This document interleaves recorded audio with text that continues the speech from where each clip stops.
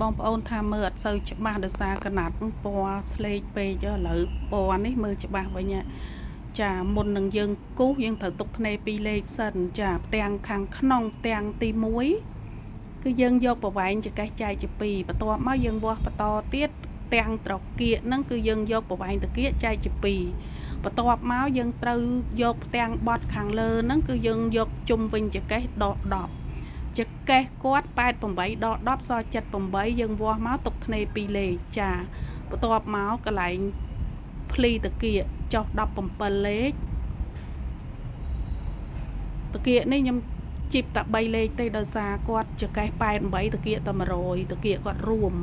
អញ្ចឹងខ្ញុំជីប3លេខដើម្បីបន្សល់ឲ្យមានភ្លីតាគៀកគាត់ខាងក្រោយ2ទៀតអញ្ចឹងណាបើយើងជីបធំអត់មានអីធ្វើភ្លីតាគៀកខាងក្រោយទេហើយឲ្យភ្លីទូចចេញពីចំហៀងហ្នឹងគឺភ្លីយើងជីបចោលទេមួយលេខអញ្ចឹងណាហើយភ្លីតាគៀកសងខាងហ្នឹងដូចគ្នាចុះ17លេខហើយជីប3លេខដូចគ្នាព្រោះតាគៀកគាត់រួមបងប្អូនកាលណាយើងជីប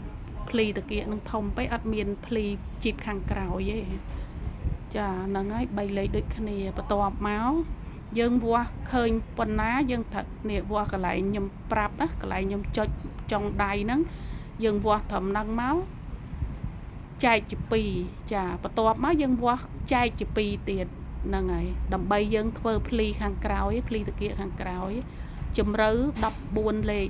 ដូចគ្នាសងខាង14លេខដូចគ្នាហើយដើម្បីយើងរកភ្លីតាគៀកខាងក្រោយហ្នឹងយកមកជីបយើងត្រូវវាស់ពីចំណុចដែលខ្ញុំចអុលហ្នឹងឃើញប្រមាណខ្ញុំវាស់ឃើញ47ហើយចង្កេះ88ចែកជា2វា44អញ្ចឹងយើងយកទៅដកជាមួយចង្កេះ44ហ្នឹងមកសល់ម៉ានយើងយកមកជីបភ្លីហ្នឹងអញ្ចឹងដកទៅសល់តែ3លេខទេ3លេខអញ្ចឹងភ្លីហ្នឹងមួយបានតែ1លេខកន្លះទេសងខាងហ្នឹង3លេខចាពីព្រោះតាគៀកគាត់រួមអញ្ចឹងក៏អត់មានអីជីបទេហើយភ្លីដែលយើងវាស់ជីបចោលហ្នឹងគឺដូចគ្នាចេញពីតាគៀកហ្នឹង10លេខបន្ទាប់មកភ្លីខាងផ្ទាំងបត់នេះក៏យើងជីបចោលដែរខាងបត់លើហ្នឹង